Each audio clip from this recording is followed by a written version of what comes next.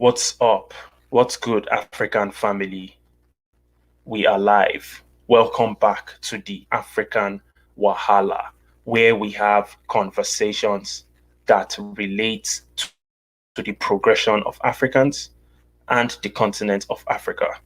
Africans include Africans from the diaspora and those from the continent. If you like the content of this channel, click on the like button. Most importantly, subscribe. We criticize behaviors that hold us back from progressing, and we commend trailblazers within the global African community. So smash the like button if you like the content and subscribe. Do not forget. So the topic of the conversation today is with the starting off with the indigenous, some works that are being done on the underneath to allow the people of Nigeria have self-determination. If you guys do not know, Nigeria is a country that is made up of many ethnic groups, at least 350 different ethnic groups. And for the longest time, Nigeria has been existing for 60 years after its independence. And throughout the entire 60 years, it has been a constant regression. Forget about anything you find on the news, on the Google searches that shows you that Nigeria is making so much progress. That is not the case. Okay. I mean, there are some progress here and there in different aspects of the country, but in general, the people of Nigeria are having it hard. Okay. We are having it hard. Just being Nigerians alone, it is a blow upon your life being a Nigerian. So we've come to a point where we are looking for a solution. All right. And one of the main solutions that we've come up with is the disintegration of the country into smaller countries that are more realistic in working. So I have a video here that I'm going to share with you guys. It's about a lady. She's a doctor. She goes by the name Augusta Anosike.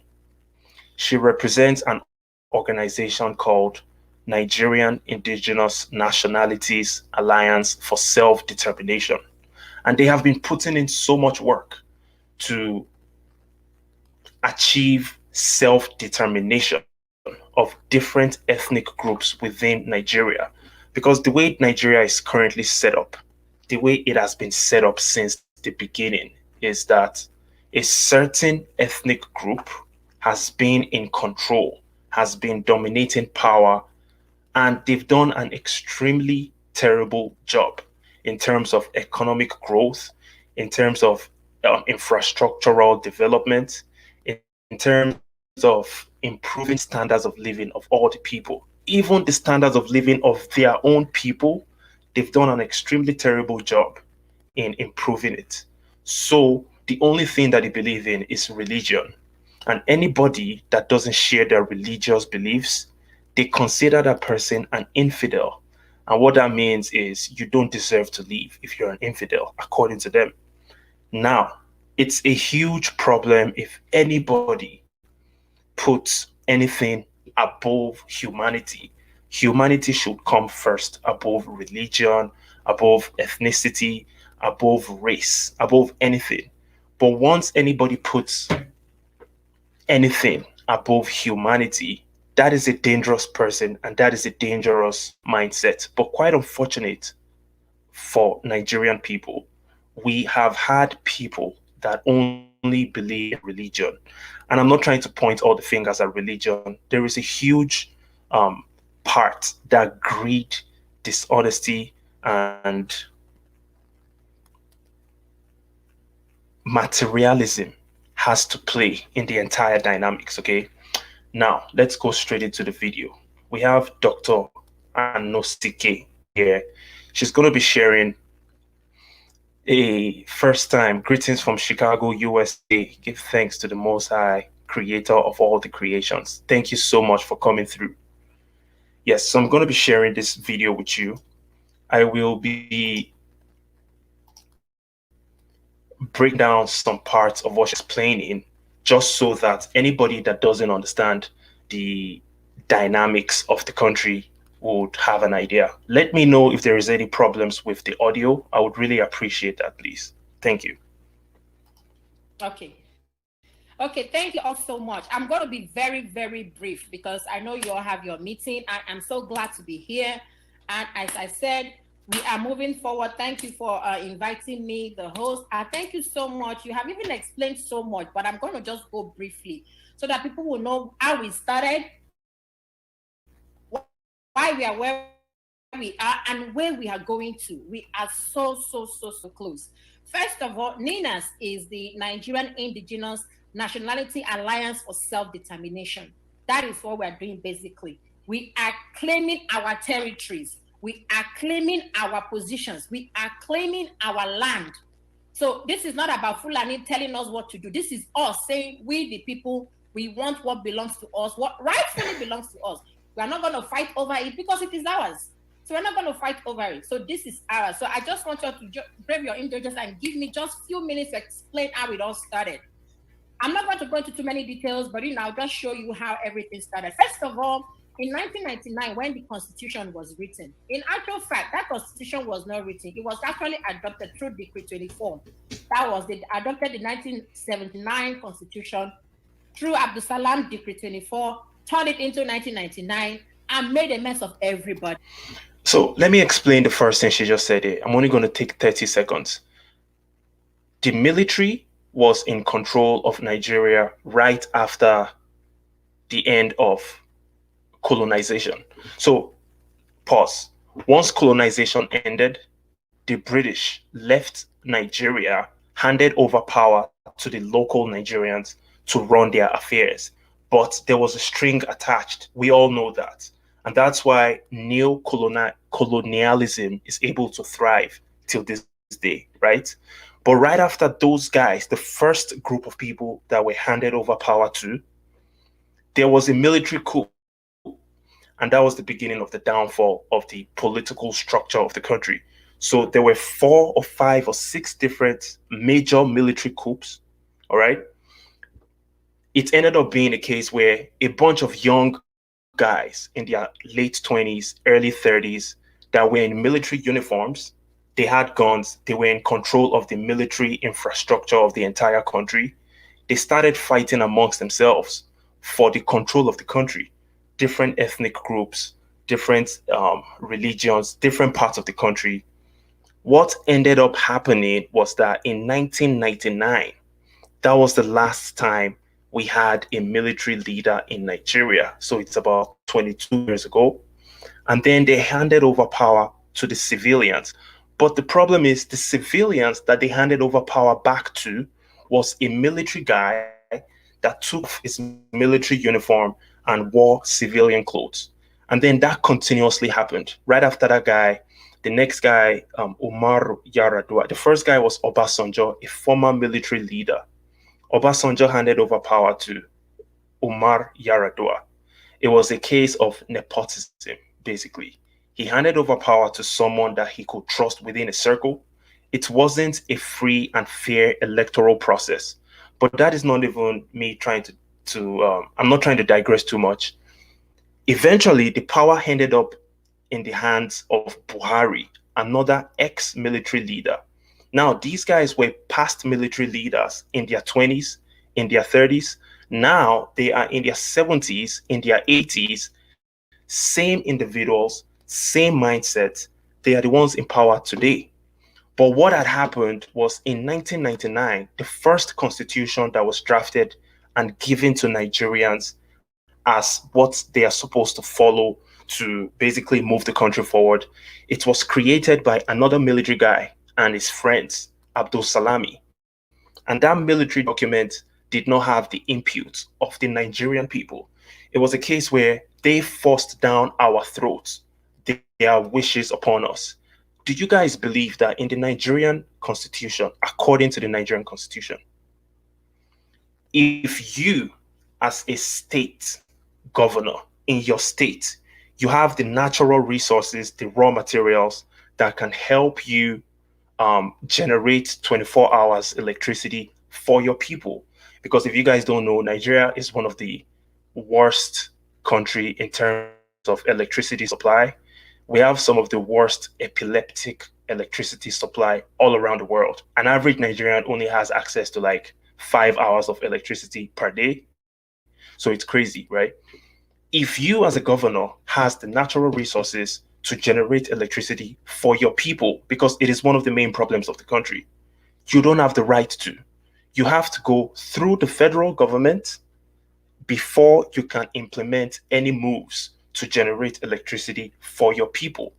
Now, if you guys also realize Nigeria solely relies on um, crude oil exploration for its revenue generation. But the problem is, crude oil is already getting out of fashion. The world is moving towards clean energy and stuff like that. But the greedy military guys, when they were younger, because it was easy money to explore crude oil and generate revenue, they decided to forget about developing all other natural resources that could have generated revenue for the country. So, typical example, the raw materials needed to provide electricity for the country that can be found in many parts of the country, everything was abandoned, and the only focus was crude oil for such a long time that all those other industries are dead. Now we are here where an average Nigerian doesn't have access to electricity, clean drinking water, shelter, sanitation, all that good stuff. Okay, but I said I wasn't going to ramble too much. Let's keep going. That 1999 constitution is the problem, is the cause of what we are, where we are right now. And that is why Ninas decided that the first thing that we have to do before we think of anything else is to pull down that constitution. So we said, you see, this 1999 constitution must come down for us to go forward. And why do we want to do that? Because in this constitution, there are 68 exclusive lists. All these 68 exclusive lists makes it impossible for a Yoruba man to generate the money that comes in Yoruba land to be used for Yoruba people. They made it so difficult. The Igbo man, the money that is generated in his own land to be used by his own people and for his own people. So this 68 exclusive list, if you go through it, you would say, God forbid, how did we even allow? So let me explain. When we came together to form a country, I wasn't born. That was in 1914. It went against my progenitors. Let me put it that way, right? The Europeans came, they joined the Northern Protectorate and the Southern Protectorate to form one unified country.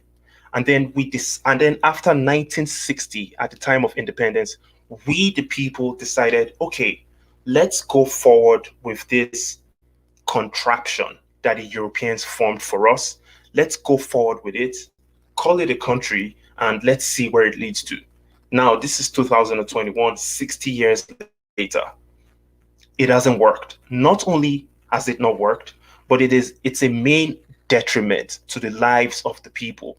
You find more Nigerians are falling below poverty line every single year. More Nigerians are getting killed by terrorism. We never had this issue of terrorism until 2008, 2009. And now it has gone out of control. Let me sneak in this quick information. Do you guys know that Boko Haram, the major terrorist group in Nigeria, it broke into two a couple of years ago? ISWAP and Boko Haram. ISWAP is affiliated to ISIS. Boko Haram stands on its own. 2 days ago, ISWAP and Boko Haram were fighting each other and they killed the leader of Boko Haram. Just make that make sense. Two terrorist organizations are fighting in the country, and that led to the death of a notorious leader of Boko Haram. The Nigerian army has been fighting against Boko Haram for 12 years. They have not been successful. And then we are here where another terrorist organization is doing the job for the Nigerian army. Crazy. But yeah, you heard about it, right? They didn't even develop the oil industry by maintaining or building the refineries. Nigeria is the eighth largest exporter of crude oil in the world, and we don't have one single functioning refinery. Actually, the country has about five refineries, but none of them is functional. And every single year, they budget millions of dollars in maintenance of refineries that are non-functional, refineries that have no staff members, no maintenance crew, nobody, but they spend millions of dollars on those refineries that are dead. How does that make any sense? That clearly shows that someone somewhere is stealing so much money. But let me just keep going before I digress too much. This to happen for so long. Guess what? The port authority in Lagos generate billions of dollars. They generate a lot of money. But guess what? Lagos State alone does not get back that money because this constitution allows about 70% of what Lagos State makes to go to Kano State that generates 0%. Do you understand what I'm saying? So this constitution is the constitution that made them to make our students would have 200 and something for JAM, and they will not qualify to get into institutions of higher learning, but their own kids with 50% can come in and study medicine. So, JAM, she was just talking about your requirements to get into a tertiary institution. The way it is in the US, I believe they write SATs and IELTS or TOEFL, something like that. In Nigeria, you write JAM. All right. Now, my bad. JAM, yeah, like she just explained, according to the Constitution, some parts of the country are allowed to have lower scores in JAM in order to get admitted into tertiary institutions, whereas some other parts have to have higher scores in the JAM examination to qualify for the same programs. She also says something about an example, Lagos State, which is pretty much the largest city in maybe Africa, the entire continent of Africa, it generates billions of naira. It's supposed to be the billions of dollars, my bad. It's supposed to be the richest city on the continent of Africa, easily. But the way the Nigerian constitution is designed, the revenue generated from Lagos State has to be split amongst other regions in the country because of the 1999 constitution. So what she's saying is crazy. Imagine in the United States, I believe New York is probably the largest state in terms of population, in terms of GDP and stuff like that. If New York's internally generated revenue has to be shared in Idaho, in North Dakota, I'm talking about in the middle of nowhere, how would New Yorkers feel about that?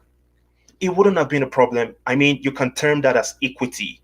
You're trying to generate equity for the people whereby the rich can help the poor and everybody moves up together. But the problem about Nigeria is that the low income generating states are the same people that have been in power since the beginning of the country.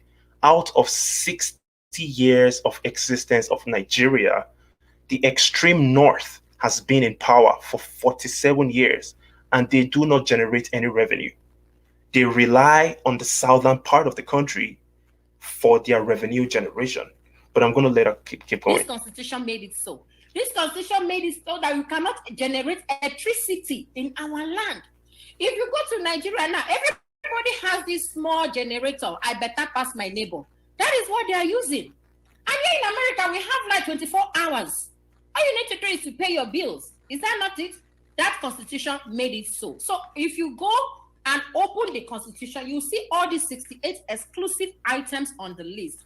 And that is why we say we are no longer doing. You have to pull it down for anything positive to happen. Then, even before we went there, the Nigerian, the contraption, I call it contraption because that is what it is. I call it a contraption because the Fulanese, they have already moved on with their Sharia. You understand? They did this sometime in 2000. They moved on with their Sharia and decided that we here, we can decide to do whatever we want, but it has to come through their own power. So they have moved on with these 12 states that you see right now. Before, the Middle Belt used to be part of the North. But the Middle Belt found out that we cannot continue in this manner. That is why they pulled out from the North. So these 12 states has already agreed to move on with their Sharia states. And that is why when they say we are succeeding, we want them to know that we are not succeeding. No, no, no, no, no. We are actually asking for what belongs to us. Our own self-determination, that is what we are seeking. Sorry, I need to cut in real quick. What is wrong in a people that are uniquely different? Okay, at the end of the day, no, she doesn't live in Nigeria, honey Adeni. She lives in the US. She lives in America. Anyways, is there for self-determination? Especially when you are governed by people that do not share the same cultural practices as you. They have different ideologies as you, from you, and they expect you to conform to their ways. How does that make any sense? Honey Adeni, I believe she's Igbo from her name, Anosike. I believe she's Igbo.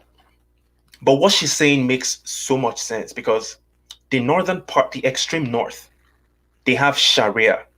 When was Sharia implemented? I believe it was around 2001, 2002. It was during the time of Olusegun Obasanjo when he was the president. And then they said, okay, we are devout Muslims. There is a Nigerian constitution, but we want a Sharia constitution.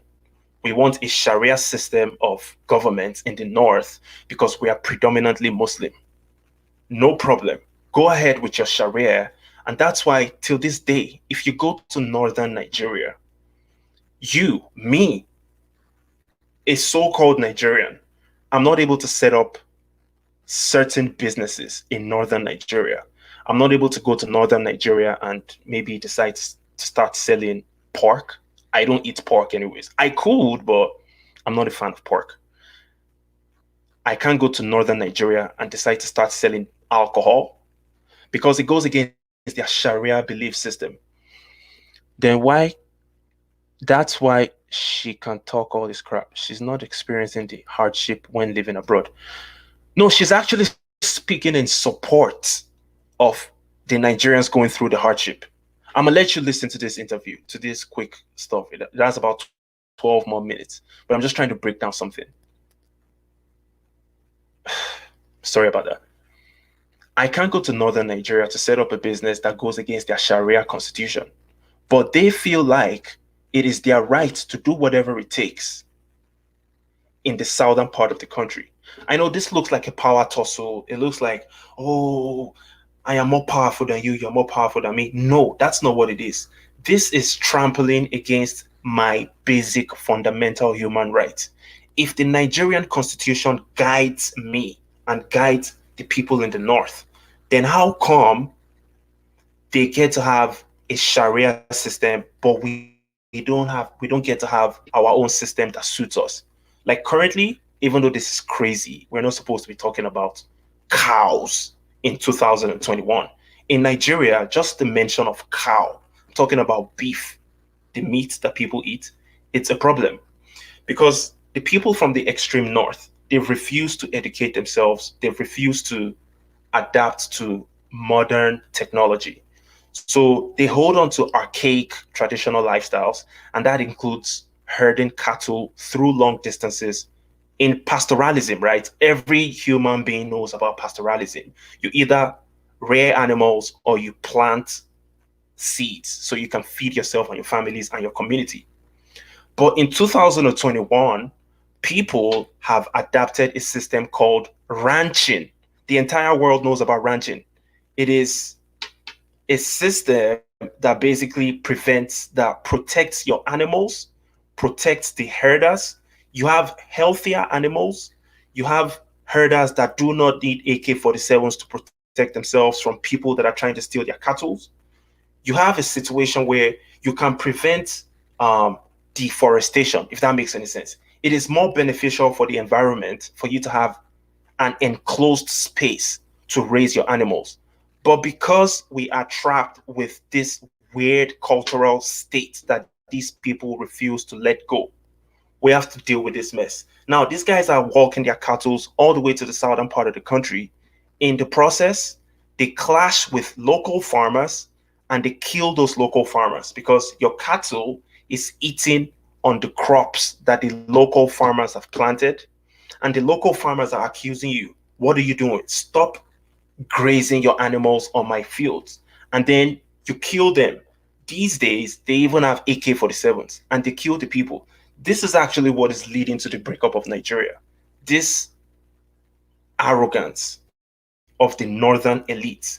Because whenever the people in the south complain about, man, we are sick and tired of these herders coming to kill us in our communities, the northern elites tell us to our faces that you guys should shut up. Remember, they've been in power 47 years out of 60 years of the existence of the country. They tell us, shut up, you don't have a right to complain. If you try to protect yourselves against the invading terrorist herdsmen, you are going to be labeled a terrorist. So it's crazy. What kind of system is that? Kano, that is like the largest city in terms of the population in northern Nigeria, it is a Sharia city. You can't do anyhow. I can't go to Kano and have a nice hairstyle. You can't even have dreadlocks. They can arrest you for having dreadlocks in Kano. You can't wear all any type of dressing. You can't have certain types of hairstyles. You can't drink beer in public. You can't eat pork if you eat pork. You can't do so many things in Kano.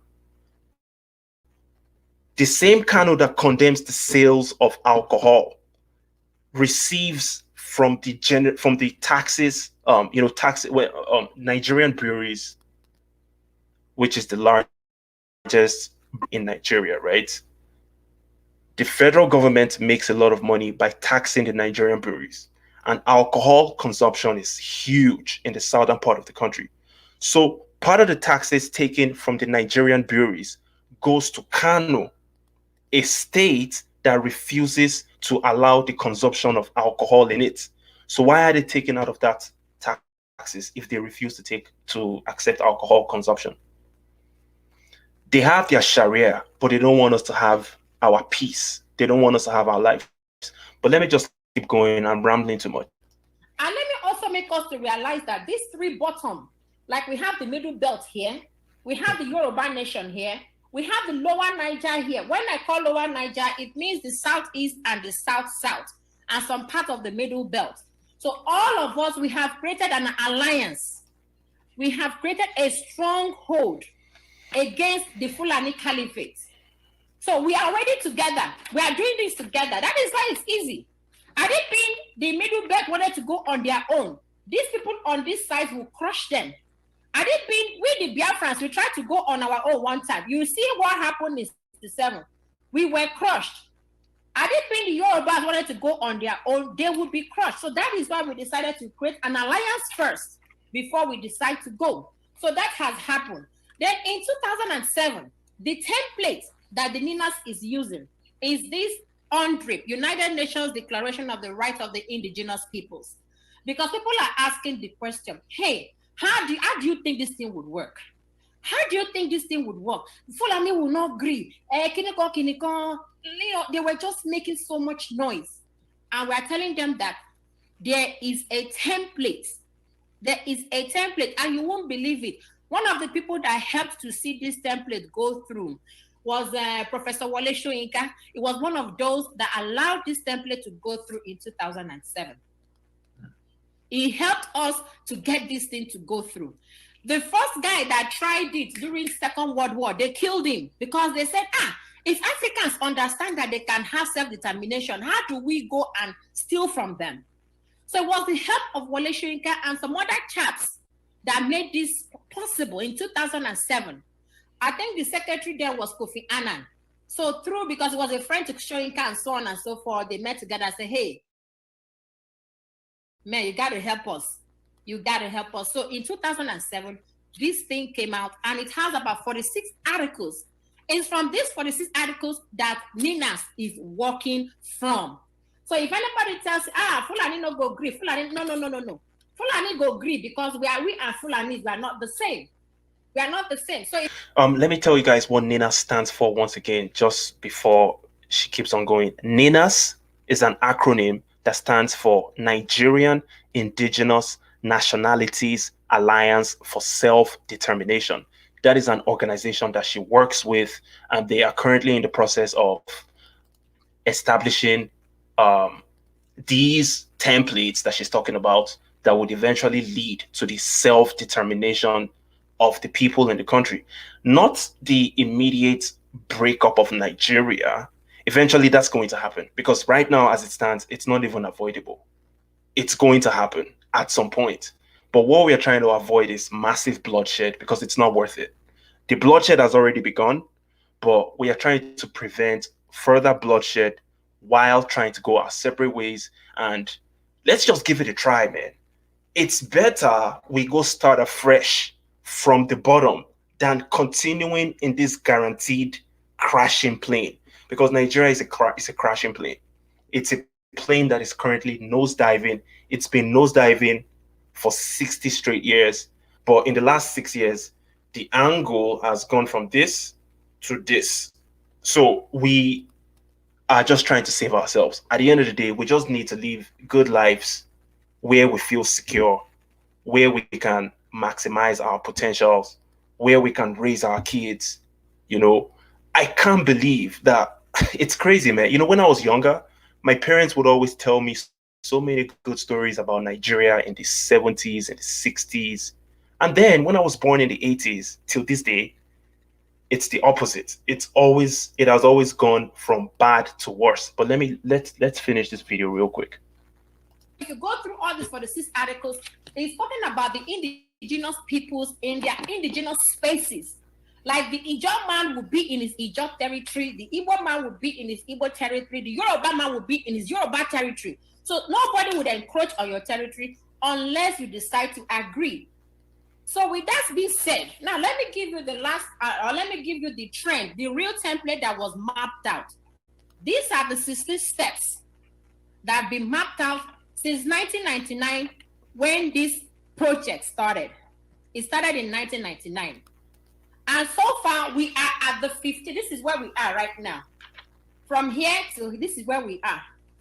And this is the last phase. We are on number 15, where we are, because we have done the constitutional force majeure. We did that in December 16th, of which I am a signatory. So we have done that.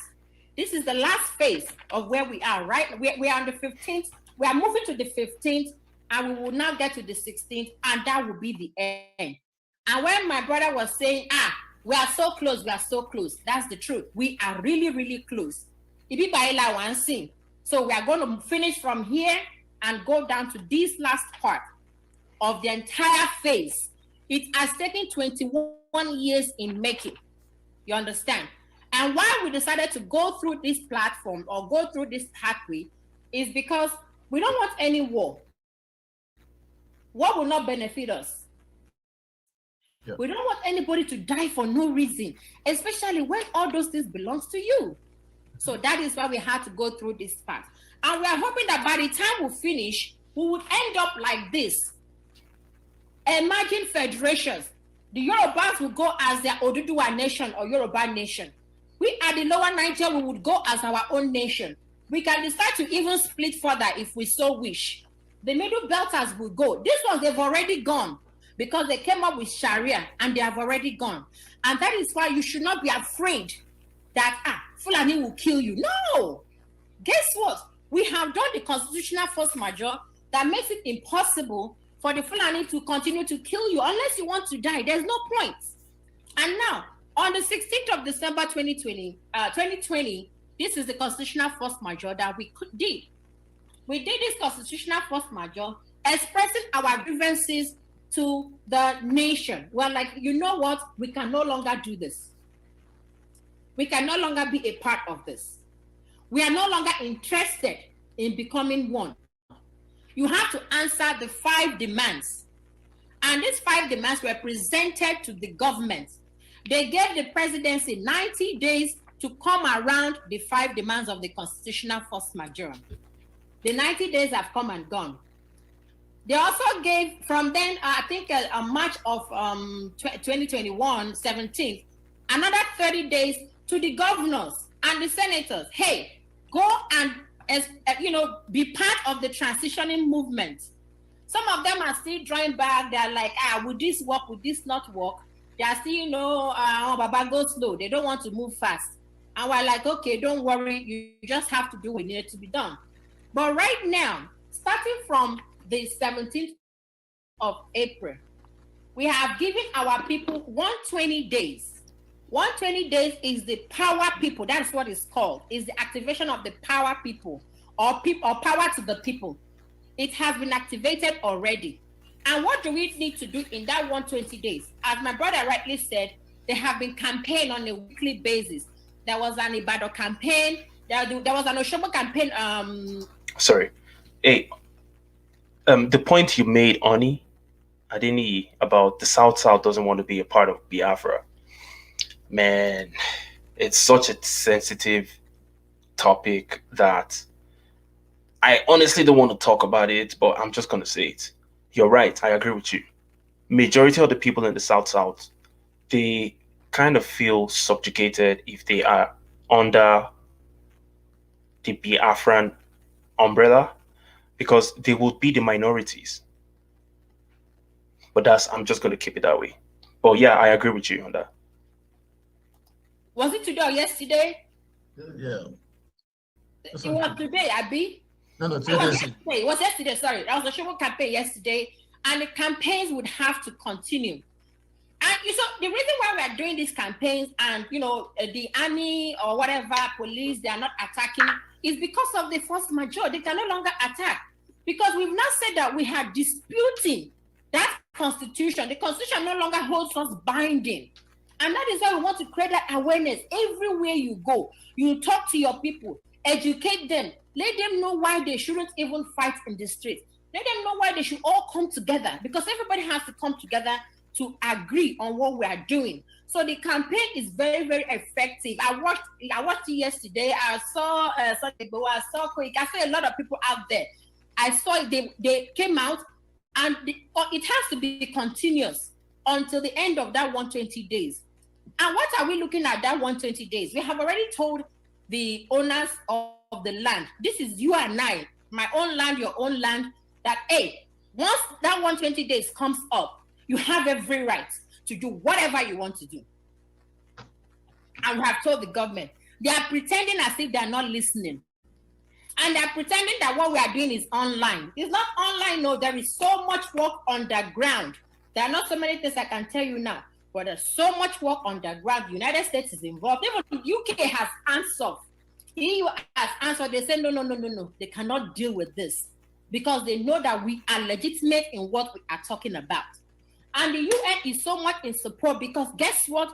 We have to go through the 100. If we did not go through that 100, they'll say, what are these people talking about? You understand? So we went through the 100 that was proclaimed in 2007, and that is what is helping us. So to wrap it up, with the 120 days, what we are looking forward to, as I said, we're going to have referendum. The referendum would be supervised by the United Nations.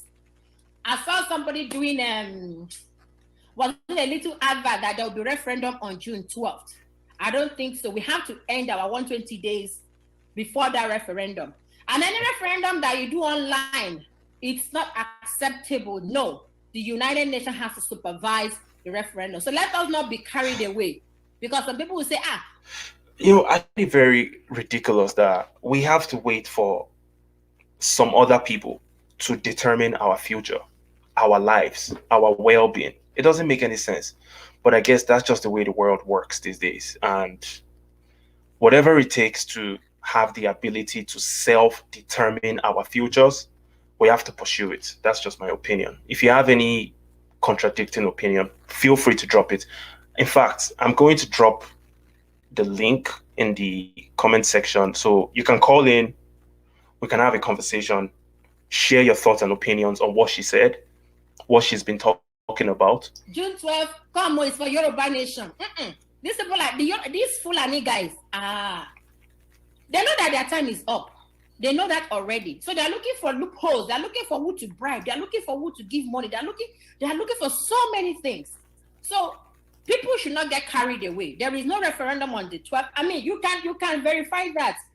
Brashew, you can verify that. But I know personally that there is no referendum. It's confirmed already.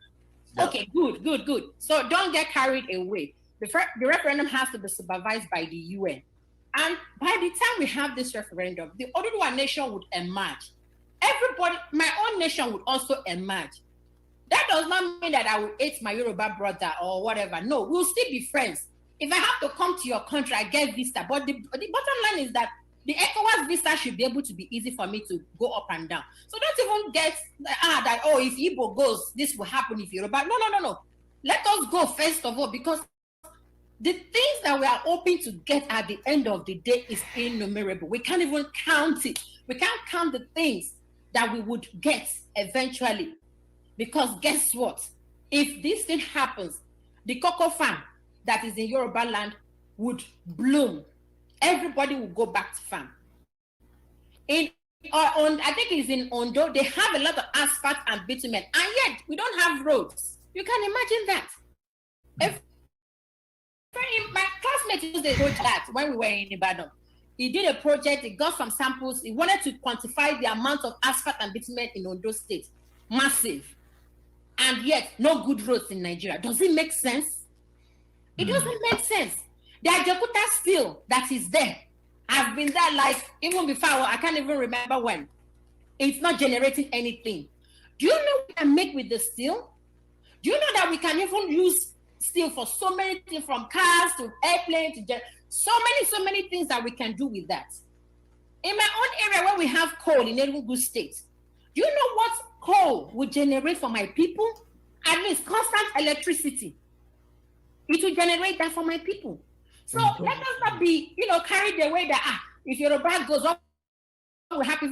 Let us go first of all. What will happen will happen. We'll still be friends, and we'll be able to manage our resources by ourselves. Friend, and we will be able to manage our resources for ourselves, for our children, even for our unborn generation.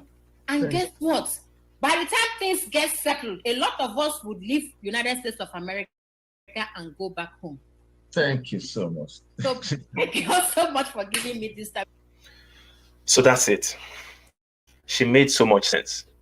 I just don't get it. Why would you, as a country, refuse to develop other avenues that can generate money for you, that would improve the standards of living of your people, but you focus on just one element to make money for your country? And that particular element is currently outdated. It's gradually getting outdated. It is destroying the world. I'm talking about crude oil exploration. And throughout the 60 years that this country has been exploring crude oil, not once did a local company emerge.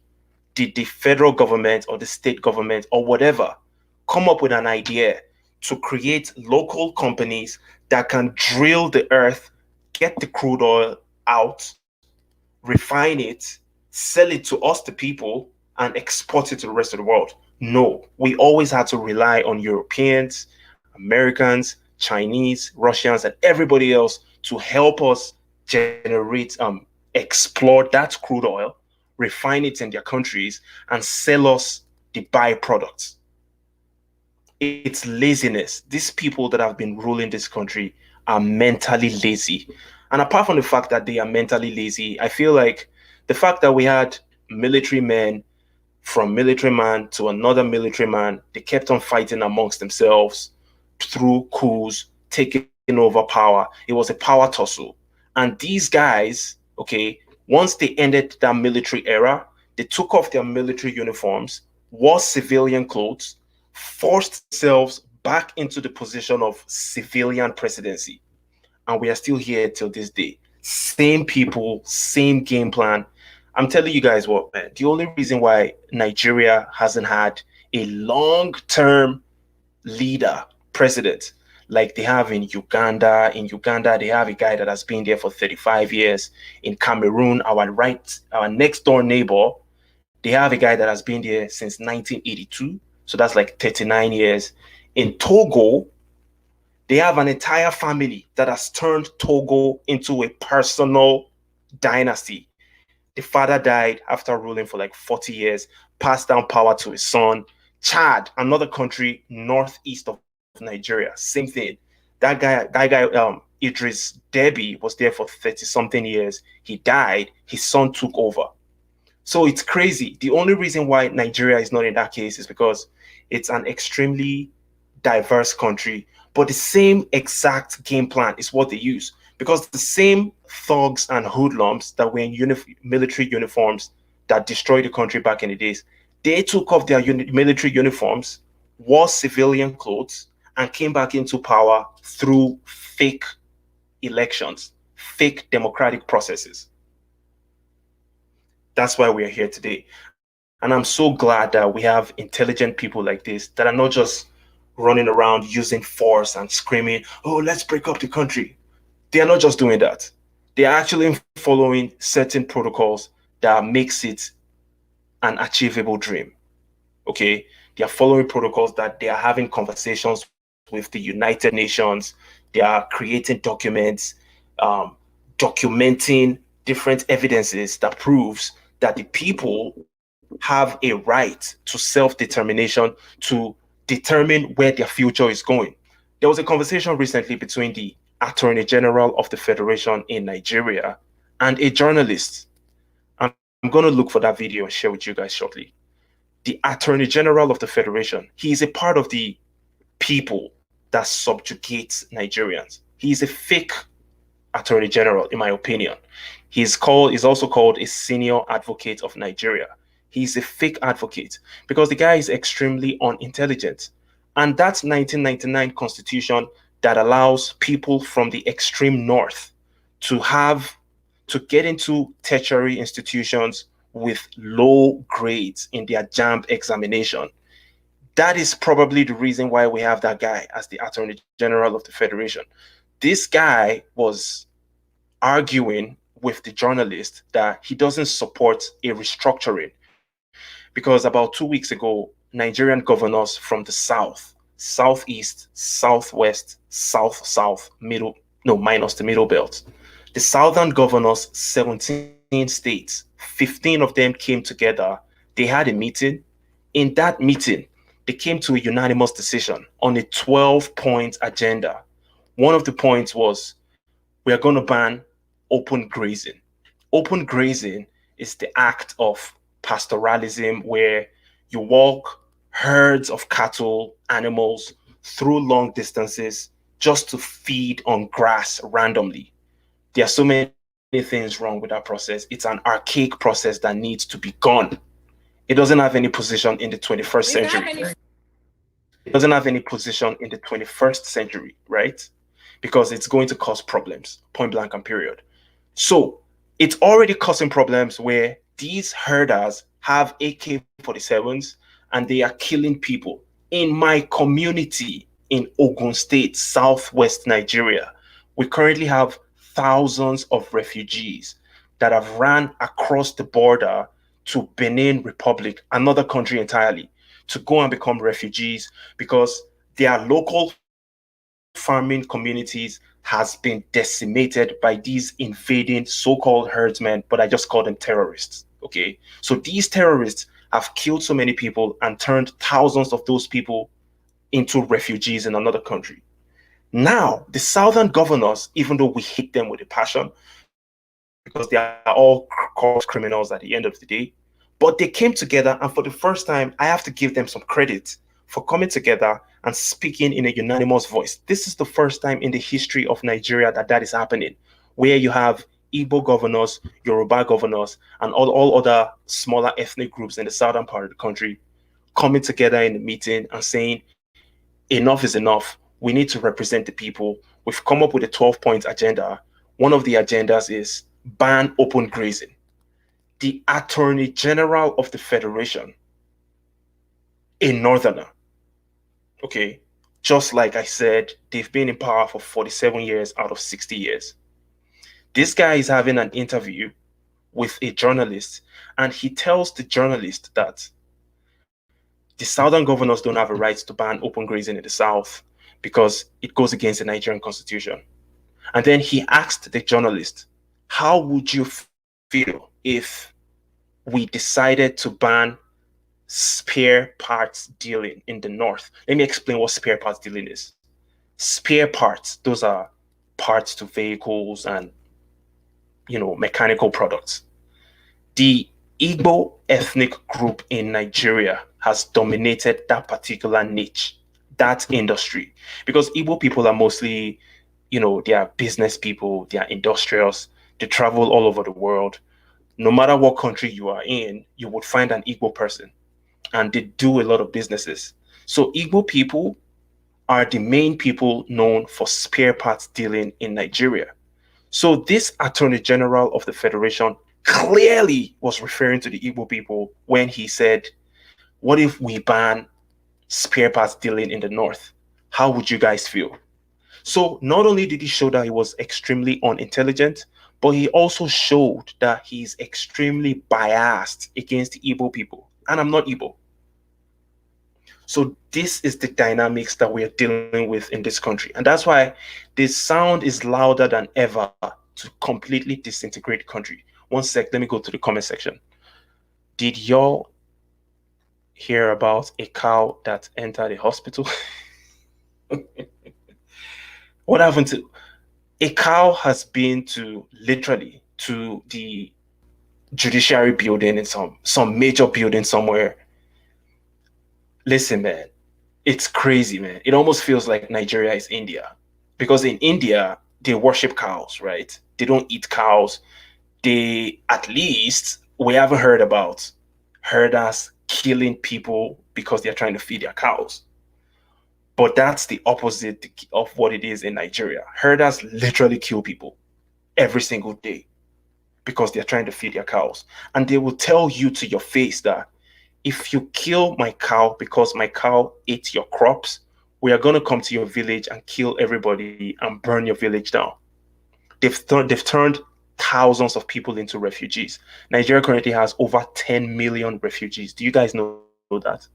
10 million internally and externally in Niger, Chad, Cameroon, Benin Republic. You have Nigerian refugees. And then inside of Nigeria, you have millions of Nigerians in internally displaced camps all over the country. And all this stuff just started about 10 years ago.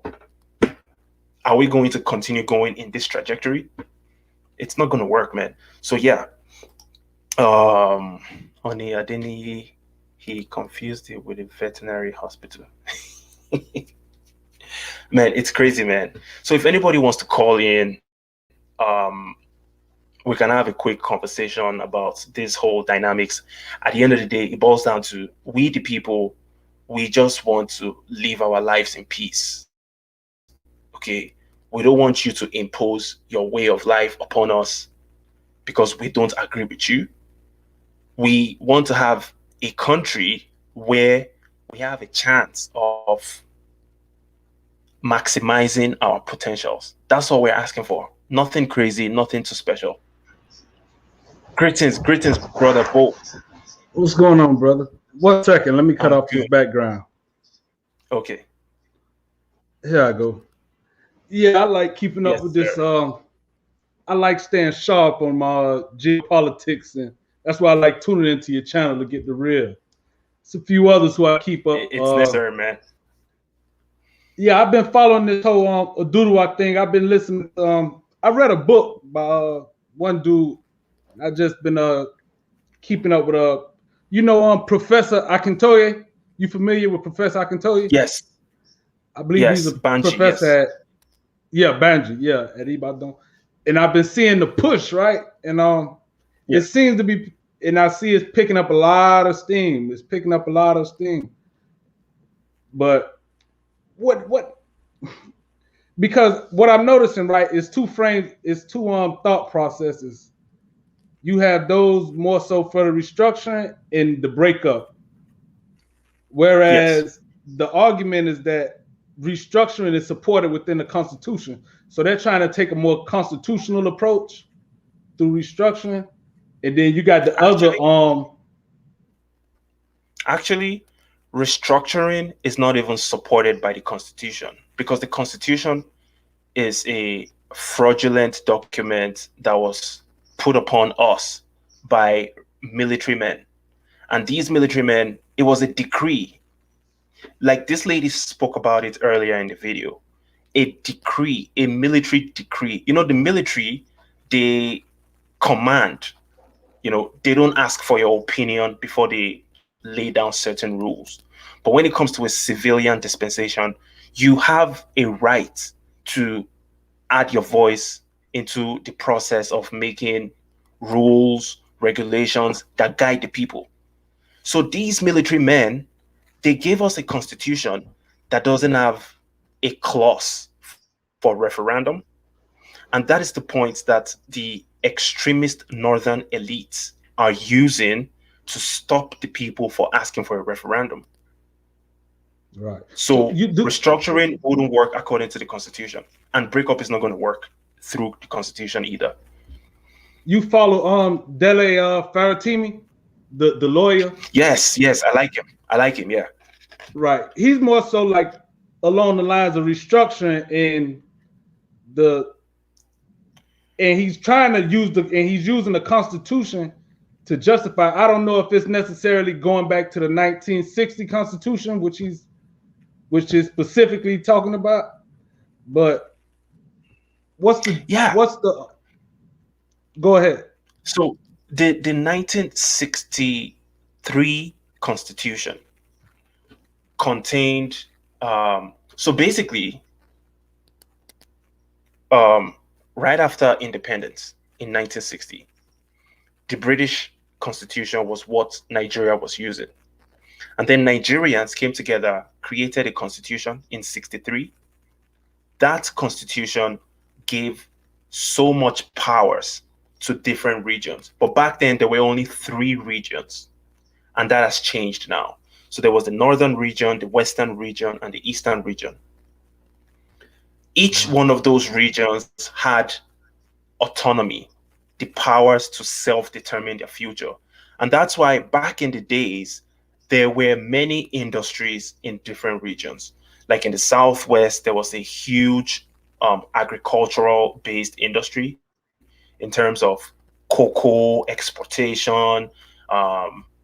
You wouldn't believe it that Nigeria actually sold the first batches of, I believe it was palm products, to Malaysia and Singapore. And today, those 2 countries are some of the largest exporters of those products.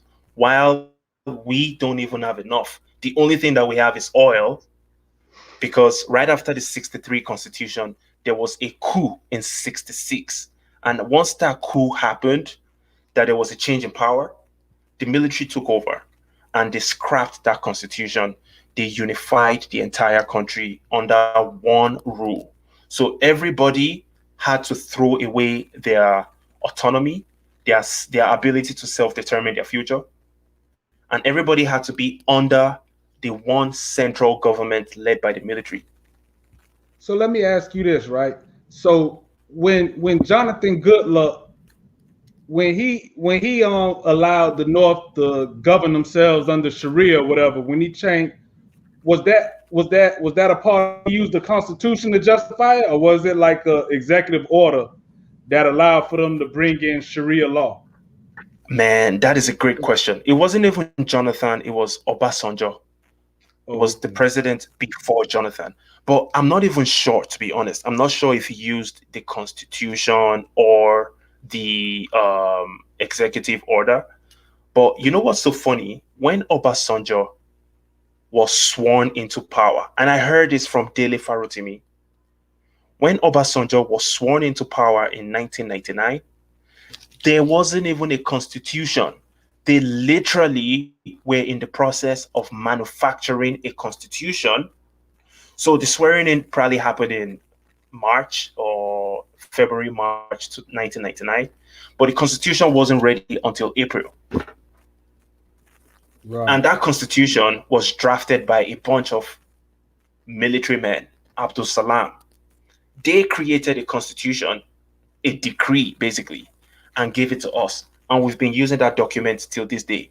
But even prior to that 1999, things were crazy because it was different military guys fighting each other for power.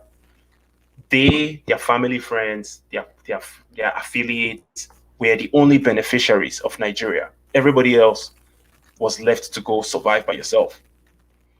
And then 99, they told us, yeah, you guys are going into a democratic dispensation where you have a right, you can vote to elect your leaders through a democratic system. But it was all fake because it was still the same people that get into power, the same people that were there during the military time. They are either the ones in power or they handpick their people and put them in power. And then the same problem continues. What do you think? What do you think is stopping? Because how you seen the military was led by the youth back then, back when Buhari was younger, and they was able to build the forces to, you know what I mean, evoke change, right? How they seen fit, whether it was from greed or whatever. What do you think stopping this new breed of young military men from like coming together? Like, man, you see it's screwed up. We need to. What do you think would be the catalyst for them to kind of like stand up to what's going on? Man, what's stopping them? Are you thinking maybe the new military guys need to probably stage a coup and take over again? I mean, what's stopping them? What do you think would be stopping them? Because you see so many videos, and you see them out there. They starving, not necessarily starving, but you know, they not even really compensated that good. I mean, yeah, the military attacking other military members, helicopter strikes on military on friendly fire. Like, what's keeping them stuck into that system? Because from this is with my limited knowledge what I've been reading and seeing, it seems as though the North is a stronghold within the military. So do you believe it goes back to religion and the tribalism that controls them to keep them kind of like going against their best interest? Tribalism has a strong influence, definitely, and religion, because like you just said, a lot of the military people are from the North. And during those decades when we, the Southerners, were going through school, the Southeasterners were getting into business. If you travel around the world, the Nigerians that you meet, 99% of them are from the South. Northerners hardly travel abroad. Rarely. You rarely see them in America. Yes, you rarely see them in America. All those years when the Southerners were traveling abroad, going to study, trying to become doctors and all that stuff, the North, they were investing their time in the military, the paramilitary infrastructure, like the customs, immigration, and all those types of institutions. And that's why right now you have more of them in top positions in those institutions. Now, the foot soldiers, the ones that is sent to go get killed by Boko Haram, majority of these guys, you find videos of these guys sleeping in like very dusty places. They complain about, man, we haven't gotten paid in 8 months. They complain about, man, Boko Haram just killed our guys. Look at us. Oh, the guns that we have are inferior to the guns that Boko Haram has. And then those guys that make those videos, next thing you hear is they've been arrested and they haven't been heard from in months. So the Nigerian army is constantly at a job of trying to protect its image by using force. So it silences any member that speaks up against it. That's the first thing. And then secondly, since there are more northern guys in the military, it's very difficult for the southern military guys to revolt, or even the northern military guys, because there's a lot of northern military guys that are also suffering. It's not only the southerners. But these people find it so difficult to revolt because their top officers, the generals, the colonels, these guys are in the pockets of the main federal government guy, the president and stuff.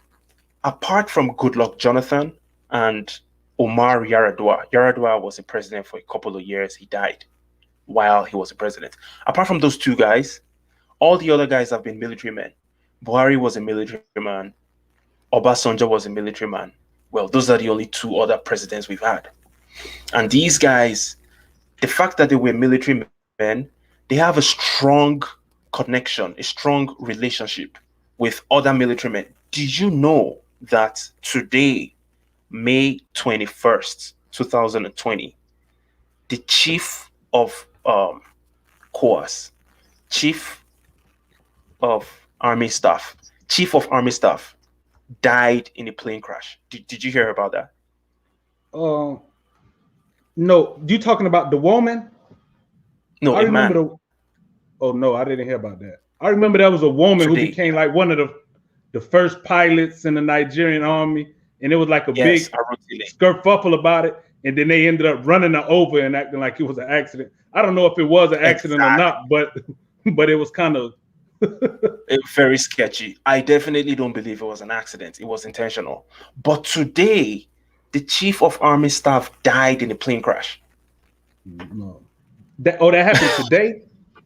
Today, 2021, May 20. Yes, that happened today. So there is a lot going on in the country. And, you know, when that guy got selected to become the chief of army staff, he was a brigadier general, I believe. The previous guy had so many, I don't want to call them allegations. This guy was supposed to go to prison. Okay, he goes by the name Buratai. He was the chief of army staff for a long time. They spent billions of dollars on buying military equipment from the US, from Russia, from China, from the EU to fight against Boko Haram.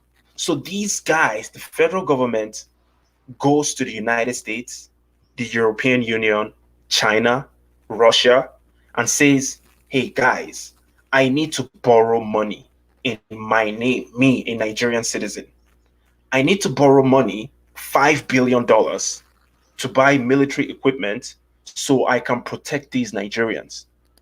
But what they do is the $5 billion that they borrow, they steal 80% of it. They put it in their bank accounts. They go buy properties in Dubai. Right. And the remaining 20%, they buy very few equipment that is not even sufficient to do anything. So you find out that the chief of army staff is a billionaire all of a sudden. And this guy retires. When this guy retired, the president, Buhari, gave him an ambassadorial position, which means that he has immunity. So all the evidences that people have been piling up against this guy, so that once he retired, they can take him to court and possibly have him thrown in jail. The immunity prevents that from happening. You know, I had an argument on one of these panels with somebody about the whole Boko Haram thing, right? Like there are, you know, within Pan-African spaces, you know, everything is the white man's fault, right? Either it's a conspiracy or the white man did it. You know what I'm saying?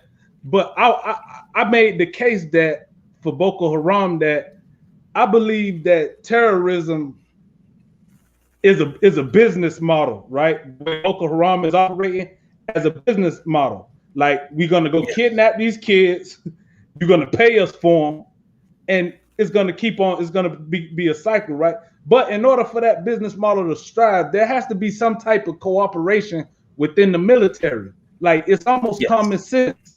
Like how can you possibly have the audacity to kidnap? And I'm talking about like, if you look at these people, it's like a bunch of ragtag. You know, there's no way that you can go up against a military power that you can tell me that a military with airplanes and can't beat Boko Haram. But exactly for 12 years. But Boko Haram is a source of revenue where you can extract money like you just brought up from the West, billions of dollars to act like you fighting them and whatever, and hold the country. So it's a business model behind a lot of these terrorist groups. You know what I'm saying? That's exactly what it is. Yeah. Because bro, Dubai in 2020, they arrested 6 Nigerians. They said these guys have links to sponsoring Boko Haram. We could trace it through their bank accounts, blah, blah, blah, blah, blah. They arrested them. I believe they're in prison in Dubai, in the UAE. Nigeria has been fighting that same Boko Haram for 12 years, and they haven't thrown anybody in prison. So what's happening?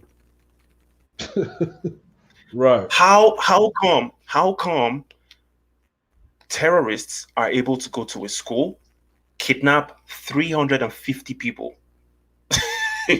350 people. They march them on foot through 800 kilometers. No, I'm exaggerating. 200 kilometers. How realistic is that? And then this is the same location where there has been a huge war against terrorism for such a long time that there is heavy military presence. But you guys are able to go to it. You're able to go to multiple schools, kidnap hundreds and hundreds of people, and nobody's getting caught. And then this is the worst slap on our face. They appoint some individuals. Exactly. That's where I was going. They appoint some individuals that this guy is going to be negotiating with the terrorists. We trust him. The Nigerian government says, we trust this sheikh. He's an Islamic scholar. This is why this country is crazy, bro.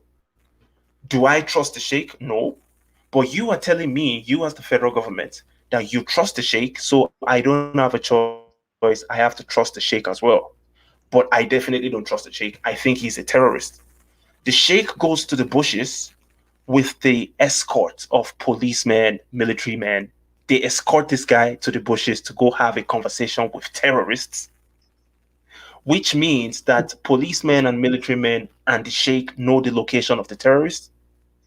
But the Nigerian government is not able to do anything. And the negotiator comes back and tells Nigerians on national TV that, man, you know what, guys? You guys need to create an amnesty program for these guys. Otherwise, there wouldn't be peace. What are you talking about, man? You get me? That's why it's not going to work. It is a self-created terrorism situation. The United States, it's so sad that we're supposed to be an independent country. We're supposed to be intelligent people. We're supposed to be the giant of Africa. We're supposed to be human beings with dignity and integrity.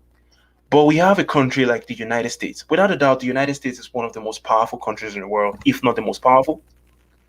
But they treat you like a baby. You go to the United States and say, man, I need to buy 5 fighter jets, 20 gun trucks to fight terrorists. And the United States says, no, you guys have been bad boys. You've not been treating your citizens right. You've been violating human rights, so we're not going to sell it to you. And you're like, oh, please. You're sending your ministers on Twitter. They're tagging the United States Minister of Defense, saying, sir, please sell us weapons. It's such a disgrace. Yeah. You seen when Buhari came. You seen when Buhari came and talked to Trump. I remember when Buhari came and talked to Trump, and he was just sitting there smiling, and and you can look at Trump like you. Do you remember when Trump said, when Trump said, man, those shithole countries? I'll tell you the truth. Many Nigerians agree with him. They're like, I mean, it's a bitter truth, right? It's a bitter truth, but the guy is right. Because we have no self-respect.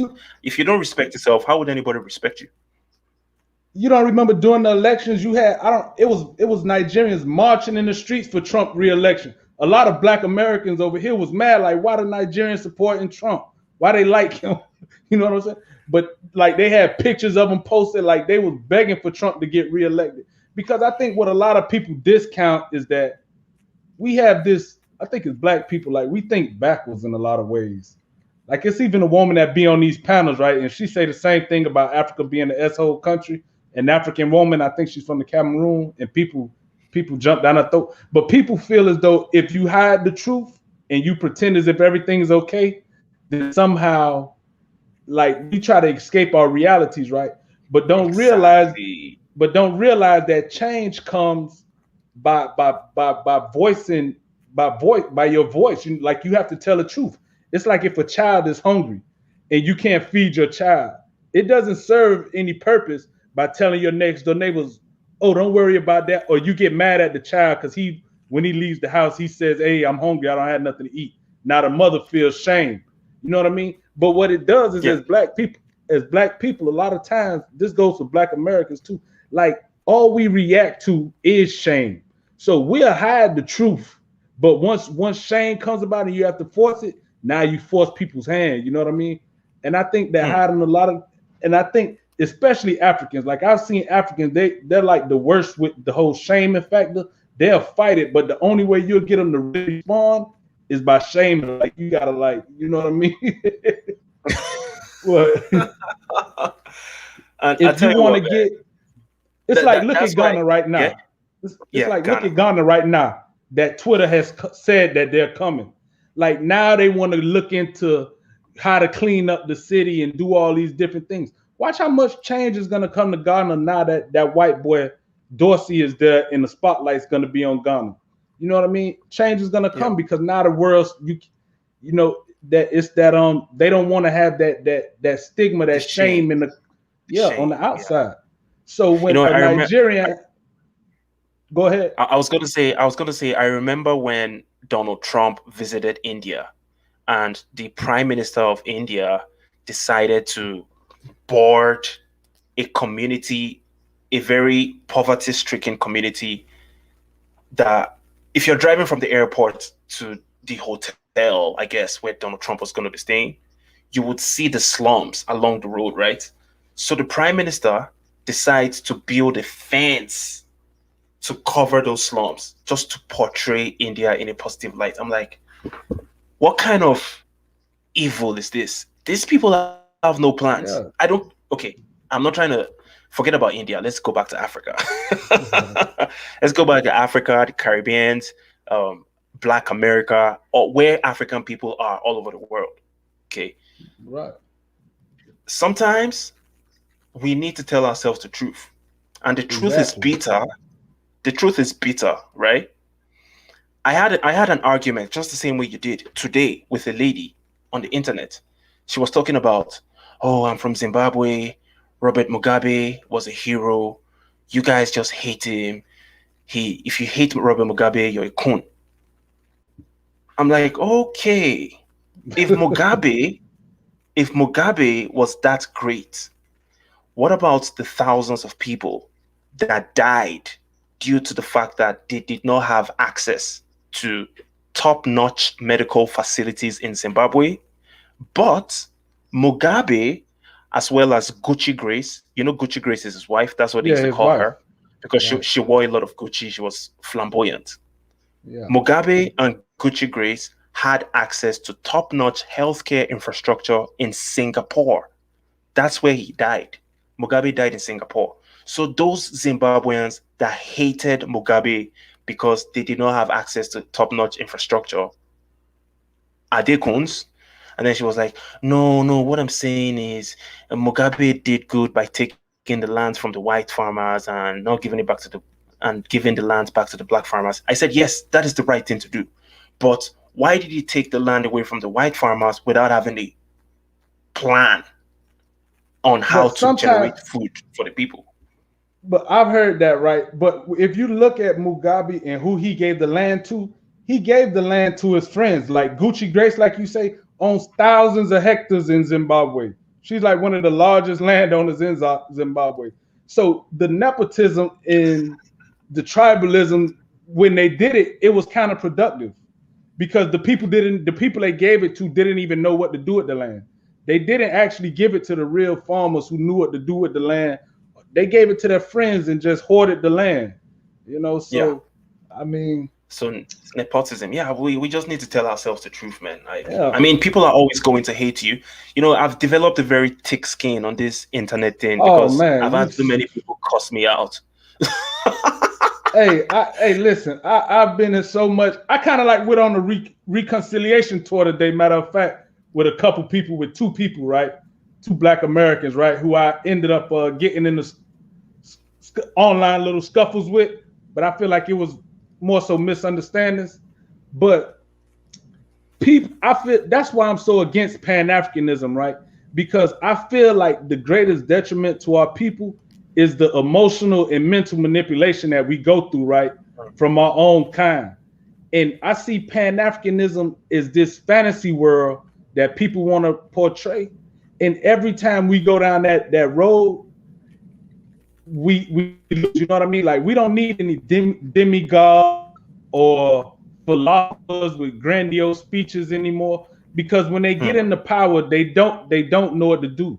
Like, we need real engineers. The problems to solve in Africa and for Black Americans is going to take real engineers and economists and people that actually know what they're talking about. Not just lawyers who can write not just lawyers who can just make good speeches and make you feel good or tell you what you want to hear and rile you up, because once they get into power, they don't really have the tools needed. You know what I mean? Yeah. And I think that's one of the biggest detriments, man, that I see to our people that keep us just running in circles. Like, when I listen to Pan-Africanism, you can listen to Pan-Africans for 10 years and they'll be talking about the same thing on the 10th year. The same, we need unity and Black people must unite, and the boogeyman China. And it's like, bro, can we not get past that? Can we get to the second step? Where the economists at? Where's the economists? Who's the data? Let's get the data. Let's understand what's really going on. Let's isolate. Like I was trying to tell people, like, in order to understand the problems of Black people, right, you have to isolate the variables, right, to really understand what's plaguing Nigeria. What's the problem in South Africa? Because the problems in Nigeria is not the same as the problems in South Africa. So there can't be one solution. Everybody wants a solution. Everybody wants one solution. There is no one solution. My problems that I have for my people is not going to cure the problems for your people. You dig what I'm saying? So that's why Pan-Africans look so stupid when they go to Africa and say, we just need healing. We just need healing and to grow together. It's like, how can you tell an African that he just need healing when he's hungry and the government hasn't repaired the roads and they need boreholes and proper water? It's like, your problem has nothing to do with them. Let's not conflate the problem and confuse everybody, because then we'll never be able to solve the problems. So that's like, man, it's crazy, man. It's crazy. I agree with you totally, man. And man, we just have to be realistic. We need to be optimistic, but realistic within that optimism. So I find a lot of people are just optimistic without being realistic, right? They tell you stuff like, oh man, Nigeria has a great potential. It has the largest population. It has a huge economy. It has natural resources. It's going to be the future. I'm like, bro, we've been saying that for 60 years, man. Bro, listen. Hey, they get mad at me, right? But when they tell me this whole thing about Nigeria, Africa's the future, and they're gonna compete with the West, like, how can you compete with the West and you haven't figured out how to get electricity yet? Like, we gotta take baby steps, man. Like, let's get electricity first, and then we can talk about competing with somebody. Like, why? And they just get. I need to share. I need to say something. First Time says we have to get spiritual. We have lost connection. Realistic, materialistic. LOL. I tell you what, man. I totally agree, man. You know what? How come so-called Black people, I hate that term. I don't know why we call ourselves Black. It's crazy. That shit doesn't make any sense. I understand in America, people are called black because of their skin color, but we are not black, we are brown. And black represents everything negative in all the cultures that I've experienced. Black always represents the devil, it represents dirty, it represents everything evil. So if so-called Europeans, so-called white people, called us black and we chose to keep that name for ourselves, but they call themselves white, which represents clean, purity, angels, heaven, all that good stuff. Why should I call myself black? It doesn't make sense. But I digress. No, you know what? Don't digress, right? Because if you understand like what's going on in America, like with ADOS and like there's a group of African Americans like that I identify with, right? ADOS, your FBAs, and all that understand that the terminology of black was a term used to it's a systematic, you got to look at it from a systematic perspective, right? And how you can oppress a group of people. So if you look at things that they had like the white paper bag test, the brown paper bag test in America, right? In the one drop rule, you got so many people now that identify, oh, well, if you just look a bit of black, they want to identify you as black. So you got people like Obama, Harris, people who don't belong to your group at all. They don't identify with you. But since they have skin tone, you get riled up and you accept them into the ranks. But historically, they wouldn't have been classified as white. Why? Because that drop rule was made to make sure racial purity and that anybody who identifies with their group doesn't have any drop of black in them. So it was almost like to discard of their unwanted, but they still had that buffer class of mulattoes, like the coloreds, like they would call them in South Africa, who has that connection to the white slave masters, and they bring them in. And it's like you see so many black people fighting to identify with people who don't even belong to you, but they look like you. And I just feel like it's so counterproductive because you don't identify with me, with my group culturally, right? But I can just drop into Africa and blend in. Now, see, in Africa, you all have the tribal system. So you're going to know, okay, are you Igbo? Are you Igbo? Are you Yoruba? Who are you? You know what I'm saying? So I can't just infiltrate. I can't infiltrate and come to Nigeria and pretend as if I'm going to represent Yoruba people, because they're going to automatically know, no, you're not of our tribe. You can't talk for us. But in America, they have that system where they can drop anybody. Anybody can just get dropped with just a sprinkling to black, and they can drown out any conversation, suppress any revolt or whatever, because now they can be elected or placed in a position to speak for black people. You don't know this person. They didn't grow up around you. They don't know your culture. They don't know who you are. They just learned the Martin Luther King speech, and somebody say that they're black, and now they represent all black people. That's going to be your spokesman.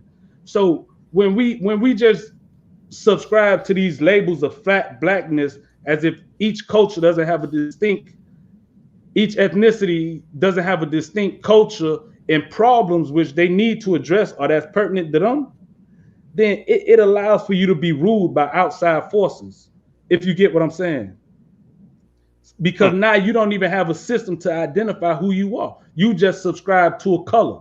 So anybody can be a color. You can get an Aboriginal from Australia somewhere and drop him in there and say, okay, he's black. He's one of you. We're just going to talk to him. Instead of talking to you, we're going to talk to him. He's going to tell us what you need. And that's what you see in America, how they manipulate the black community. And you get people like Kamala Harris, whose people are from Jamaica. Her father's from Jamaica and her mother's an Indian. And she was raised by her mother, barely knew her father, but now somehow us as black Americans who descended from slaves in America and has a case for reparations and other things, now we have to go through her and celebrate her being elected as if she represents us. And she flat out, everything we say, if we say reparations, she say no. Obama, reparations, no, we don't need reparations. hey, who the hell are you to even speak for us, bro? You know, when your people didn't even come through that slave trade and even involved in what we're talking about. But because we subscribe to this notion of just flat blackness, then anybody can speak for you now. You've erased your identity, your cultural identity, by prescribing to these just racial categories of black, white. Because on the outside, white people say white, but a white person knows a Slavic white person is not the same as a white American. A Russian can never speak for a white American. Never in a million years. You know what I'm saying? Yeah. Yeah. So I'll tell you what, man. America is a great country with a lot of problems, but it's a weird country as well too. But I mean, it's so complicated. I don't even want to go into it, man. It's too much for me. Because I already have a headache dealing with the Nigerian African problem. To start dealing with the American problem is too much. And see, that's why like a lot of people don't understand where I stand with on Pan-Africanism, right? And they confuse because their brains can't really process it, right? Can't think outside the box. But like I see a world where ADOS and Pan-Africanism coexist, right? Whereas you as a Nigerian, we cool, right? Any battles you fighting in Nigeria, I support you. Whatever I can do from America, legislative wise, whatever laws or whatever, we can do it. You tell me what to tell them, we'll tell them. As it relates to Nigeria, to building your country. But you see a lot of Africans in America, they don't care about Nigeria, what's going on in Nigeria, except for Dirty December. You know what I'm saying? When they going back in December. But they want to involve themselves in American politics and dictate what Black Americans, ADOS people, can't get, should be doing. So it's like have you heard about a governorship candidate out of Michigan? He goes by the name Austin Chenge. He's a Nigerian American. He was talking about wanting to scrap Black History Month.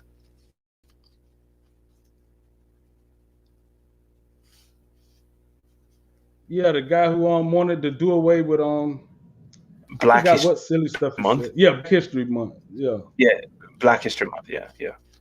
Let me quick say shout out to the people in the comment section. So I have this brother here. Yeah, give me a second. Go ahead. Okay, his name sounds Southern Africa, maybe Zimbabwe, Namibia, that area. Puseletso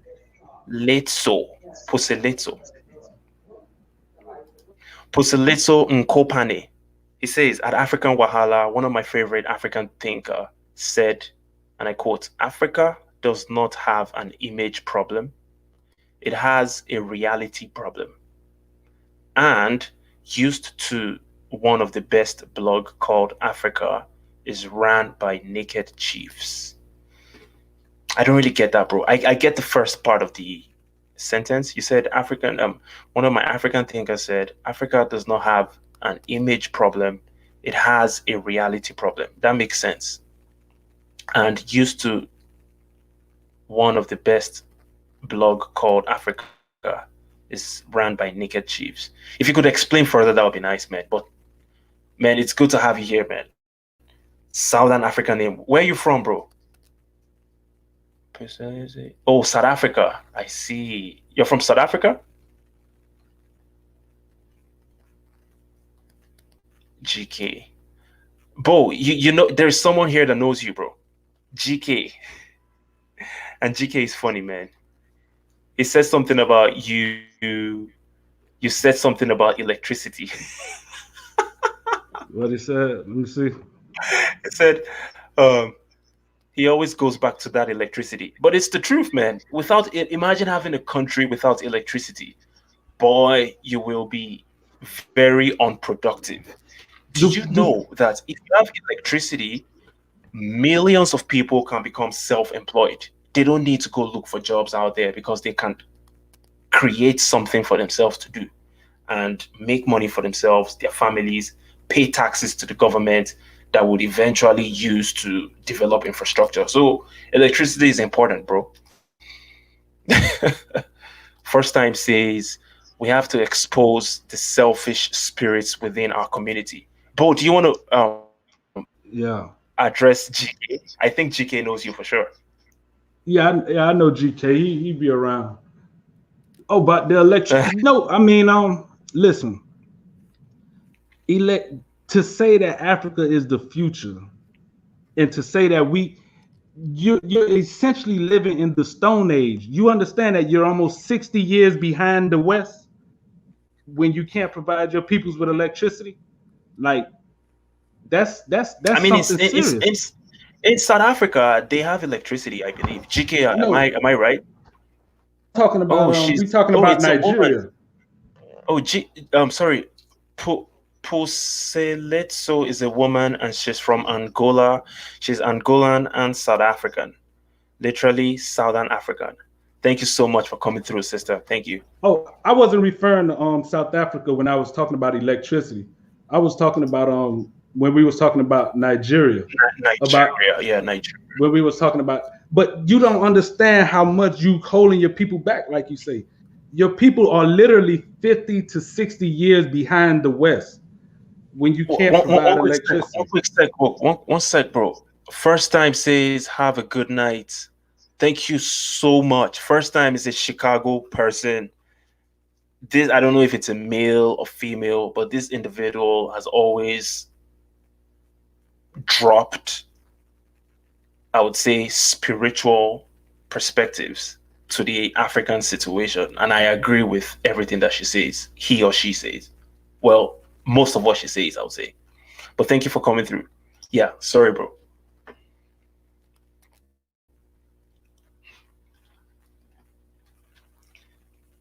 I'm messing around. I get a couple points. Oh, yeah. You know, GK understands you.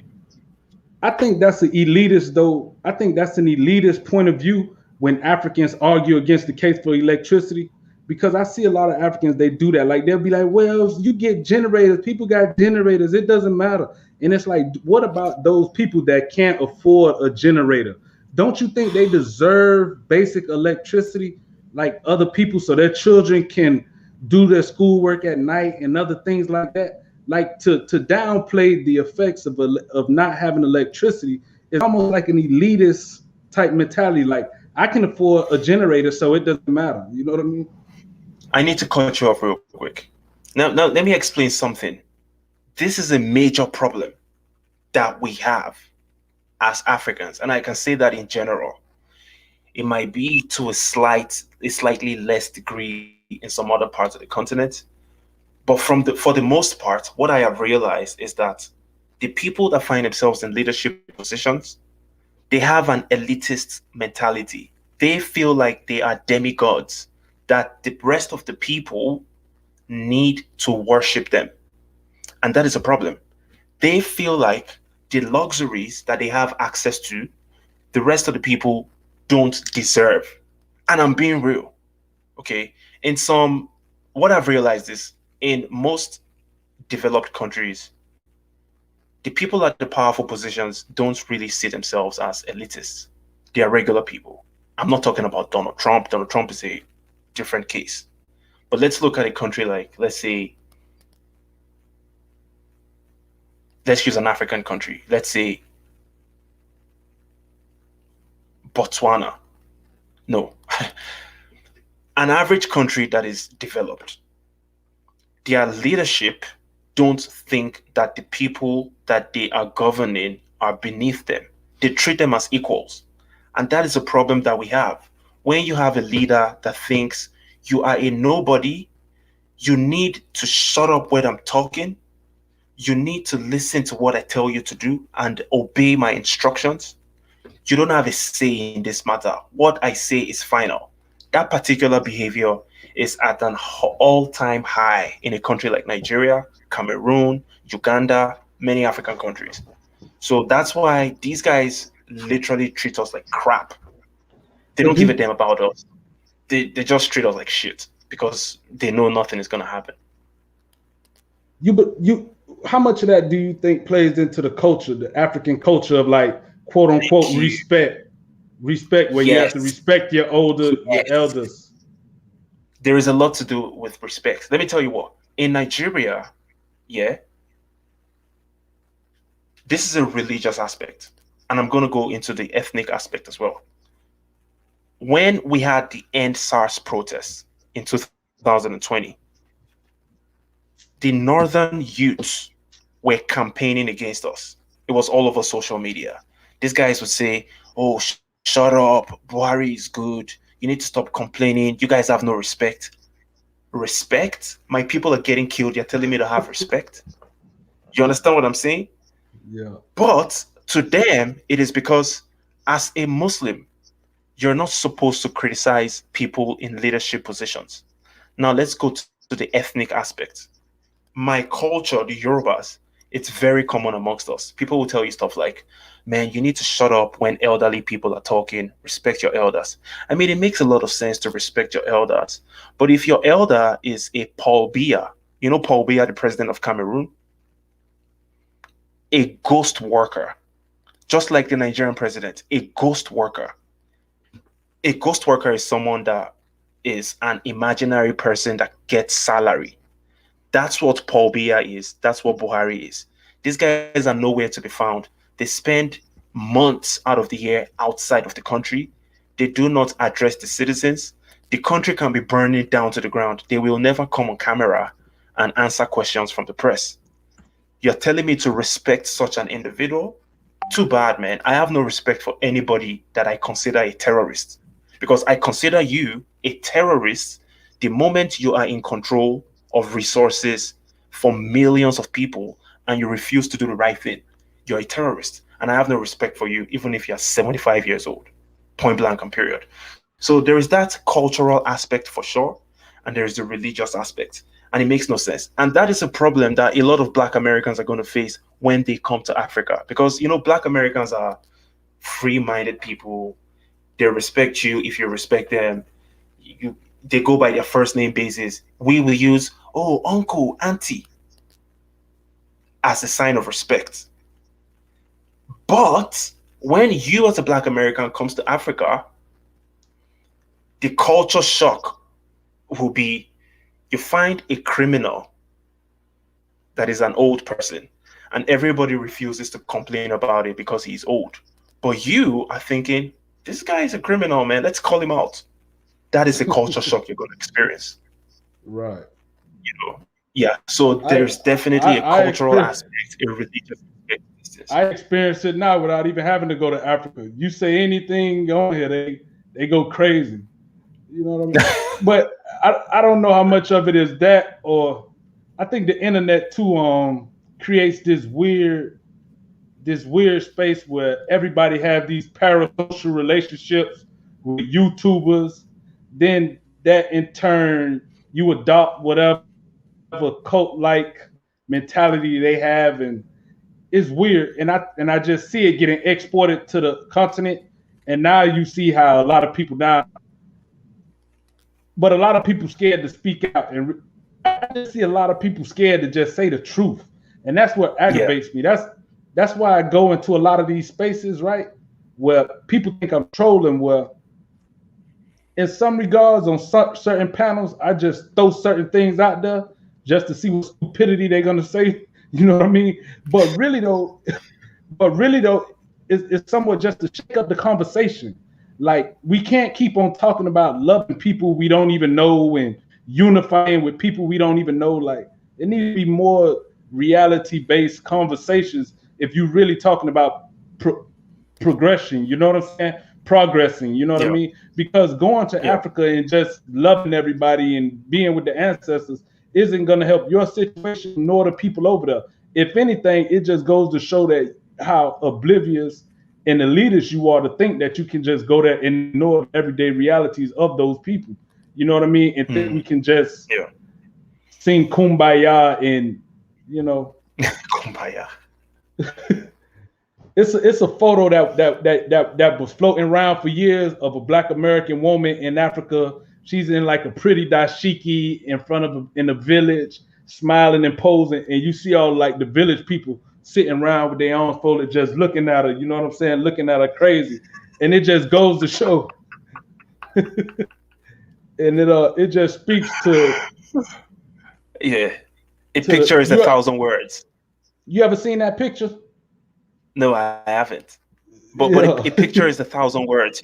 You can tell. You can probably guess what they are thinking about the lady or how they feel about her. Maybe they feel like I don't know, man. In Nigeria, I can speak about what are Nigeria you for so sure. happy In about? Nigeria, exactly. What are you so happy about? Are you elitist? Are you trying to be? Do you think you're better than us? You know. Yeah. But I mean, at the end of the day, man, all I want is I just need a good life for myself, for my people. I am greatly concerned about the fact that we so-called black people all over the world are having our behind whooped badly, and it's been going on ever since. And I strongly believe that until the continent of Africa is fixed and has started making good progress, so-called black people all over the world are going to continually being disrespected. That's what I believe personally. So, typical example like China, the Chinese weren't respected until China became a world power.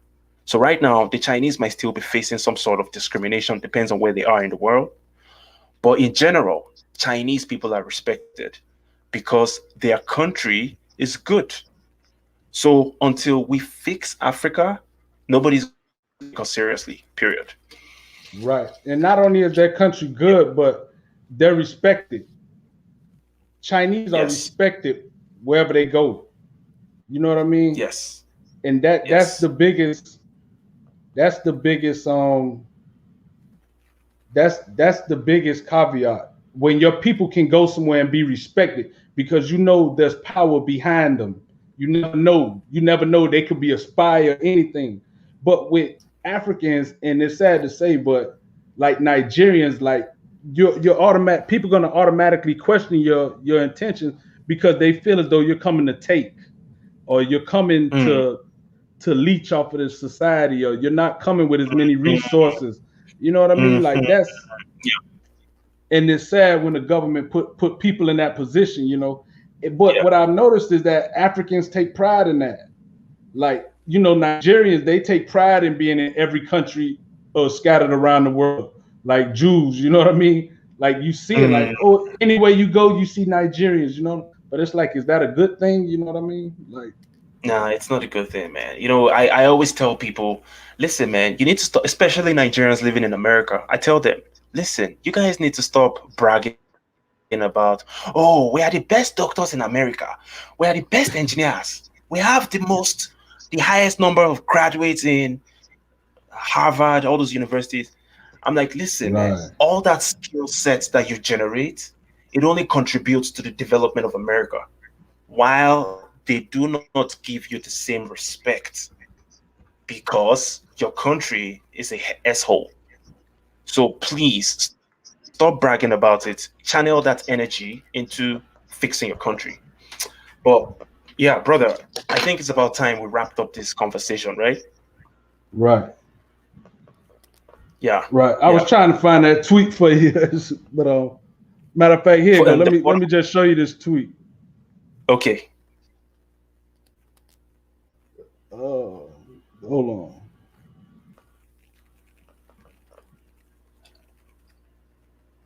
Anyway, I can't find it. But yeah, man, to catch on the rebound. But man, they need you on some of these panels, man, to just break up the stupidity, man. Because there's so many people, man, that talk say as though they're speaking for Africa in the future, and they're just so oblivious to anything that's going on. And it creates this weird energy where it's like, man, they sending us backwards. Like we going backwards, man. You know what I'm saying? And there can't only be one person that'll speak the truth or that at least just speak common sense. Because what you see is that common sense isn't so popular. The truth isn't so popular.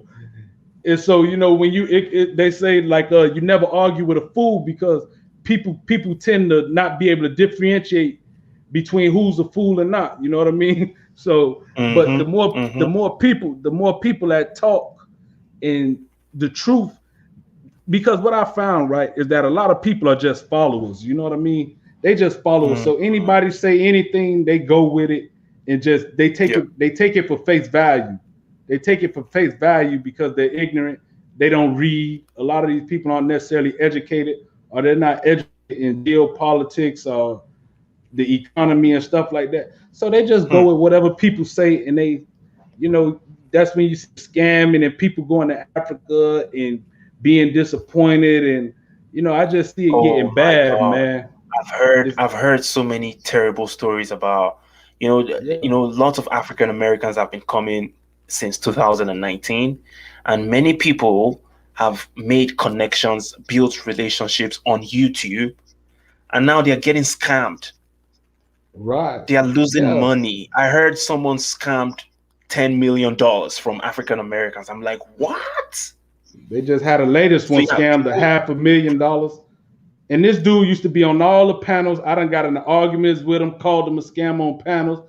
But when you before it happened, they annihilated me. They killed me. Oh, you just a hater. Wow. I'm like, listen, do you people not have common sense? You know what I'm saying? Common sense, yeah. But people develop these parasocial relationships and they're naive. You know what I mean? They're gullible, they're emotionally vulnerable, you know what I mean? And they're just being exploited. So I just see this whole new Pan-African shift. It's not as much so to rebuild Africa, but just to come and leech, and it's a sales pitch for a lot of people where they can just get a group of followers, that can run behind them. It's almost like a cult-like mentality behind a lot of this quote-unquote new age Pan-Africanism, man. And it's crazy to see where it's going, man. But I think people gonna end up getting hurt. You're gonna start seeing people getting hurt soon. Well, by the time, if they are unfortunate and they come to a country like Nigeria, they will learn the hard way. That's all I can say. Anyway, man. Good night, man. Yeah. Finna take it. Thank you so much, brother. Yeah. Have a good one, man. Man, thank you so much, GK. Who's Hush Puppy? Hush Puppy, man. Hush Puppy is a Nigerian guy that got arrested by the FBI or CIA, one of those top organizations. That the guy is a scammer. He's a Yahoo boy. Okay, Yahoo is internet fraud, and this guy made lots of money, and he got arrested, and he's popular. He was a celebrity because, someone earlier said something about we are extremely materialistic and we love materialistic stuff.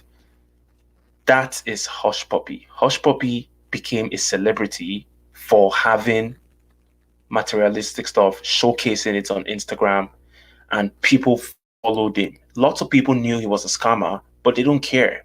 They just like the fact that he had materialistic stuff. So that's the story about Hush Puppy. Lou Major. I know Lou Major from that name sounds from Dynasty Mirror. Lou Major, yeah. What about Lou? That guy talked too much, bro. I just did not like Lou, man. I've actually spoken with him a couple of times on Dynasty Mirror, but problem with that guy is he talks too much, like he knows everything about Ghana. He was always screaming, "Oh, come to Ghana. When you get to Ghana, man, oh my God, you guys are gonna hate America. Come to Ghana." I'm like, dude, just shut up, man. You're talking too much. You're being unrealistic. I didn't trust that guy. I was saying Hush Puppy to now. I was saying Hush Puppy to now he doing land scams in Chicago pen. Yeah, Hush Puppy is in a jail somewhere in the US. I'm not too sure. Boldly said Lou Major and Dynast cleaned house. Okay. All right, I'm just gonna dip right now. Thank you guys so much for coming through. This was a long live stream, 1 hour 54 seconds. I've never done this before, but I appreciate you guys, man. Peace and blessings. Have a good night. Have a good morning. Peace.